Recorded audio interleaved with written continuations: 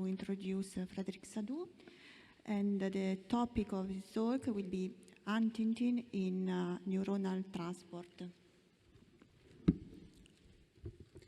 So again, good afternoon, everyone. So thank you very much for the organizer to give me the opportunity to share some of our last results today.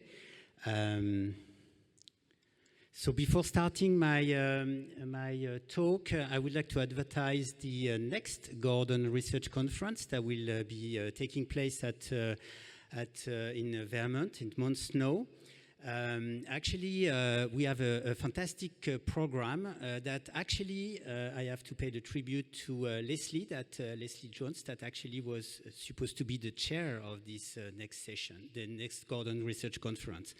So the CAG Gordon Conference will be chaired by Vanessa Wheeler and vice chaired by myself. And in addition to the regular GRC, we have also two fantastic fellows, Celeste Stewart and Brandoof McAllister, that have setting up the program for the GRS. And one thing I would like to emphasize is the fact that we are going to select several oral communication from submitted abstracts. So please send your best abstracts and be selected for a wonderful talk. So now I will switch back to my talk. So briefly, I will make like a very short outline on the Huntington protein.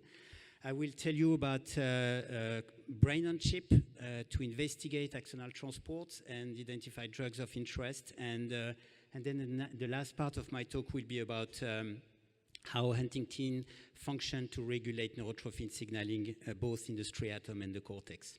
So I will go very fast on that. We know HTT induced the gain of new toxic function, and also we know that alteration of the normal function of the protein is going to participate to disease.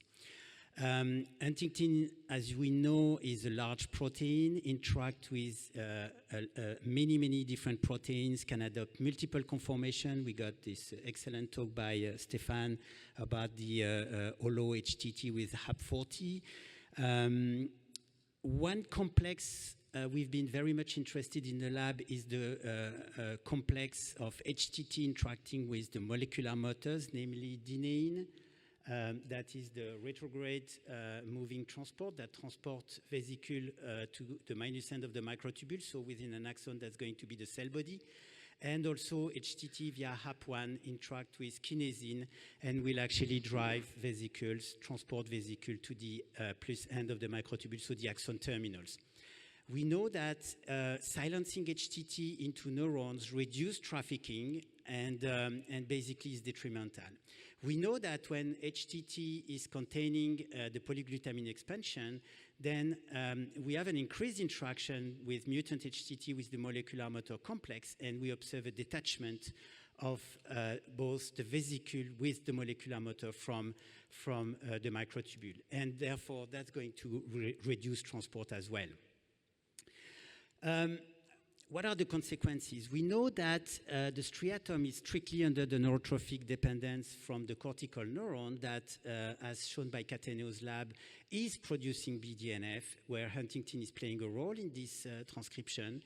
In addition, we show that HTT transports vesicles that contain BDNF along the axons and release BDNF at the corticostriatal synapses, where it is going to have a survival effect by activating downstream pathway.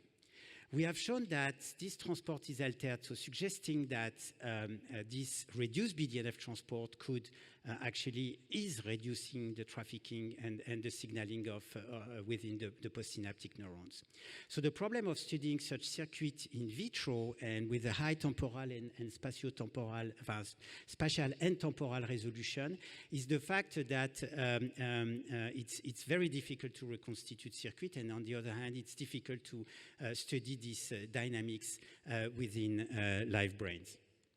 So to do that, what we did was to develop microfluidics using 3D silicium wafer that can reproduce actually circuits in which we can plate neurons. Here we are going to plate cortical neurons in those silicone microfluidics, and the axons are going to grow into microchannels, connect with synapse from striatal dendrites, and we are able to reform connection and make a mature circuit. Just an example of such circuits, you have cortical neurons with the axons labeled by tau that are connecting with MAP2 GFP striatal dendrites coming from the striatal postsynaptic neurons, while the striatal neurons from the cortex, they are too short to pass and reach the synaptic compartment. We can detect the number of synapses here by, for example, co-staining of synaptophysin and PSD95. And sometimes we even see glial cells migrating to the synaptic chamber and could likely to form tripartite synapses. So just briefly, what we can do a lot of things in those microfluidic. One example I want to show is the fact that we can express BDNF M-cherry into those neurons using lentiviruses, and we can use video microscopy to study the traffic of BDNF vesicle within those long axons. And by using chymograph, we can get many dynamics, so the speed of the vesicle, the number of vesicles that move, and so on and so forth.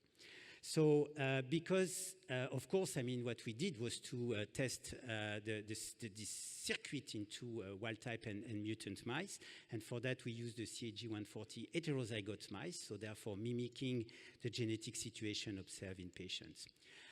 I want to go in all the details, and to make a long story short, using this HD on the chip, actually we could see that there are alterations at the presynaptic level with deficits in BDNF trafficking. The reduction of BDNF trafficking actually has an impact on the synaptic release, the number of synapses, and the capacity of the cortical neurons to release glutamate upon stimulation was shown to be released. And consequently, what we observe is a decreased survival in the postsynaptic compartment, as well as an alteration of the global circuit by calcium. One thing that we found that was quite surprising was the fact that the presynaptic genetic status was was a determinant of the network integrity. By playing with the genotype of the neurons within the presynaptic compartment, we could see that if the presynaptic neurons are from the HD genotype, they induce dysfunctionality in the striatum and in the wall circuits, whatever the identity of the genetic identity of the striatal neurons. So this really indicates that the cortex is important, and in addition to the striatum, the cortex has to be considered for therapies. And that defects actually is a key early component of the Huntington disease pathogenesis. So therefore, that brings to the next question, that is actually, can we restore axonal transport and consequently restore cortical circuits? And to do so, what we did was to perform proteomic analysis from the neurons here in green that are the corticostriatal projecting neurons that are recognized by this P50 GFP that actually is one of the subunits of the molecular motor. So the idea is that thanks to the fact that the cortices actually express the GFP protein only in the corticostriatal projecting neuron, we dissected those brains, we performed mass spectrometry, and then we immunoisolate the vesicle that contain these molecular motors that represent the motile vesicle fraction. And we found 3,477 proteins that are associated to this vesicular fraction, and we cross-references these proteins to two things. The first is the COP2 proteome that is the proteome of proteins that are actually transported from the ER to the Golgi and the trans-Golgi network towards the membrane protein. And then the second cross-references was the 414 HTT interactors. And to make a long story short, what we found was palmitoylase enzyme, and in particular, we found IP14 that was associated with these vesicles. So since activation of palmitoylation by stimulating IP14 could be of oncogenic properties, we selected molecules that could reverse the depalmitoylation reaction, and namely we identified several depalmitoylase inhibitors that we tested in our microfluidic chips. To make a long story short, what we found is that ML348, that is a selective inhibitor of the acyl protein 2 esterase 1, actually was able to rescue axonal transport in mouse HD neurons, and also to increase axonal transport in cortical neurons that were derived from human HD patient IPS. So showing the molecule is actually able to increase transport in human cortical neurons. The second large experiment we did was to perform, to investigate the capacity of the molecule in vivo. We found that the molecule crossed the BBB and reversed several behaviors, and I will just show you here the horizontal ladder, where we could see that the average error scores to cross the ladder and the average time for the mutant mice to cross the ladder was significantly reverted by treatment, 1 month treatment of CG140 mice. We also found that the treatment of the mice decreased mutant HTT nuclear accumulation in the brain of those mice. So I hope I convinced you that the acyl protein 2 esterase APT1 actually is of interest, is regulating intracellular, that increasing brain palmitoylation reverses behavioral and pathological phenotype in HD mice, and that ML348 is of therapeutic interest for HD patients. What I want to emphasize also is that we believe that targeting axonal transport is of particular interest in HD. So now in the rest of my talk, I would like to go back to this corticostriatal circuit. And the idea is that we have seen that it is important to transport BDNF from the cortex to the striatum, and then you need endosome to signal within the striatum. But one thing that is usually seen in most of the circuits is that when BDNF is released, not only it acts on TrkB receptor, the tyrosine kinase B receptor that are present on the postsynaptic neurons, but usually the same receptors are also present in presynaptic compartment, and usually the release or the existence of a normal corticostriatal synapse make that endosomes are forming in the presynaptic compartment, and those signaling endosomes are going to be key to maintain the survival of the cerebral cortex and therefore play a role in maintenance of this corticostriatal circuit. So we know that in HD, actually, there is a defect both in the striatum but also in the cortex. So we therefore wanted to understand whether this trafficking could be perturbated and what could be the role of HTT there. So we know that HTT is playing a role in regulating trafficking. We know also that some post-translational modifications, such as the serine 421, is extremely important to regulate the directionality of the vesicle. If you phosphorylate S421, you push the vesicles to go to the axon terminals. When you treat with calcineurin, that is one of the phosphatase that decrease Huntington phosphorylation at serine 421, you push the retrograde trafficking of vesicle. So therefore, then we also know that Huntington transport various cargoes. We have seen BDNF vesicle. We have, and the group of Holzbohr have shown that there is also APP vesicle, autophagosome, but interestingly, endosome that are also transported within axon. So therefore, we went back to our proteomic analysis of motile vesicle, and we look for several enzymes. And very interestingly, we found calcineurin that is present on those vesicles. And here you can see the colocalization with calcineurin and HTT. So indicating that those vesicles could be dephosphorylated, the HTT present on vesicle could indeed be dephosphorylated by calcineurin.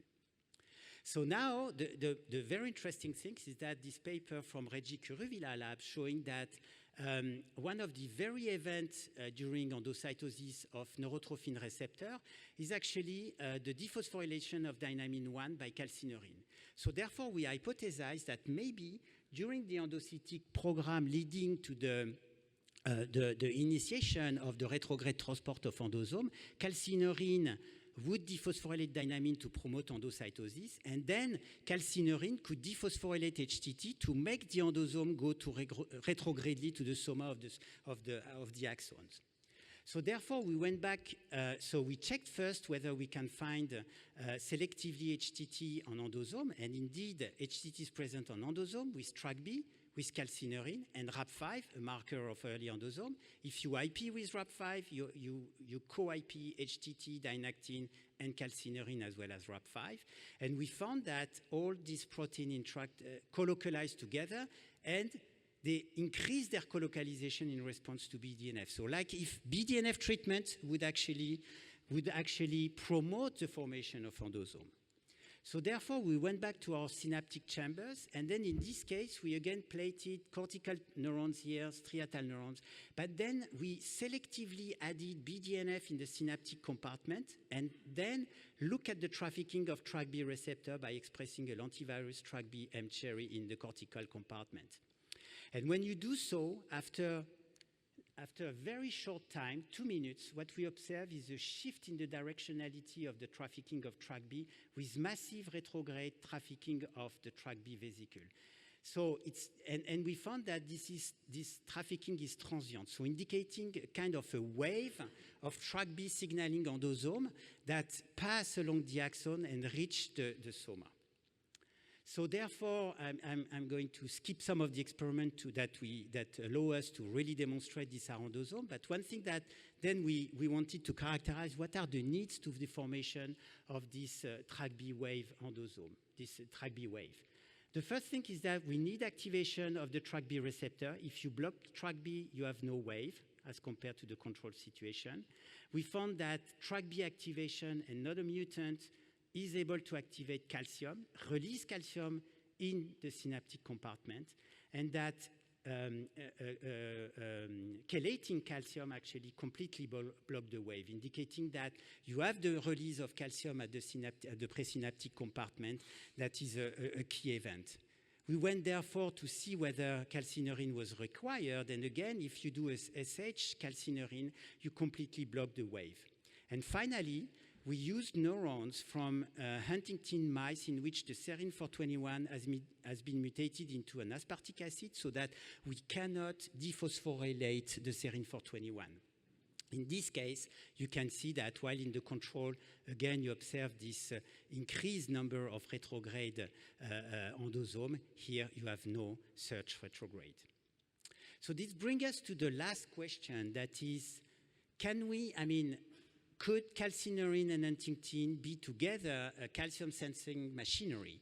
And to do so, what we did was, again, go back to our mice, purify vesicle fraction that contained this motile vesicle fraction, and then we treated them with calcium. And you can see that if you treat purified vesicles with calcium, you decrease Huntington phosphorylation, so likely to promote the retrograde trafficking. So what we did then was to take those vesicles, put them on the glass slides in which we have grown microtubule, that we have the capacity to see the plus or the minus end of the microtubule. And then we cage the calcium with NP-EGTA.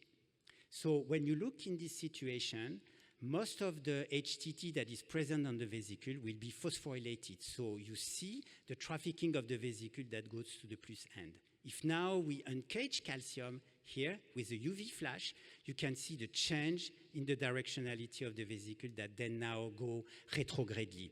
And very interestingly, if you do the same experiment from a vesicle that have been purified from a Huntington S in D mice, you do not observe such change. So indicating that calcineurin and Huntington actually form this sensing machinery. So what's about HD now? If now we do the same experiment and plate HD neurons into the circuit and add BDNF, again, what we observe is that no retrograde wave of signaling endosome. So indicating that in HD, specifically the trafficking of the endosome in response to the release of BDNF at the synapse is impaired, and that is likely to play a role in the maintenance of the corticostriatal projection. So in conclusion, I hope I convince you that Huntington regulates the transport of BDNF in the axons and of neurotrophic signaling endosome as well, both in the axon and in the striatum. That calcineurin and Huntington form a calcium sensing machinery to direct transport and act as kind of a GPS that is on board of the vesicle, and that's why we got this nice picture here. That those functions are altered in HD, and I hope I convince you that rescuing axonal transport is important to reverse neuropathology and behavior in HD mice. And I will stop here by thanking the people involved in the lab, in this work. For the microfluidics, a collaboration with Benoît Charlot. This is mainly the work of Amandine Virlogeux. For the track B wave, this is mostly Chiara Scaramuzzino with the help of Emeline Kuok and in collaboration with the Perrier's lab at Mersenne. And I would like also to thank all the other collaborators and especially the lab of Sandrine Habert. Thank you very much. I'll be happy to take questions. Thanks, Fred, for the nice talk. Question from the audience? Hello. Yeah. It was an excellent talk, and I was amazed to see using this method to study the HD biology. So this chip was specifically designed by yourself, or it's available? It is available, actually. No, it is not available commercially. It's done in our lab. Because I've seen talks with other kind of organs, but I've never seen with the... Yeah, so basically, so mainly these microfluidic chips have been developed by Anne-Marion Taylor in Géon's lab in the US. And there was like 2 compartments, so just to separate cell body from the axon terminals. Now, when Anne-Marion was in Erin Schumann's lab, she started to make a more complex fluidics. And basically, we took advantage of the design with the middle compartment to actually adapt that for the trafficking and recreation of circuits. So the cool things with that is that we've been doing corticostriatal, but you can do cortico-cortical, cortico-hippocampal, hippocampal cortex, whatever you want. But there is a lot of work to work with attractant, and so we play for that to avoid, But if you're interested, that's something that we share the molds, and because these are published, so no problem. It's really exciting, and thank you. You're welcome. I have a small question, and you said the cortex is an important, useful target for therapeutic intervention.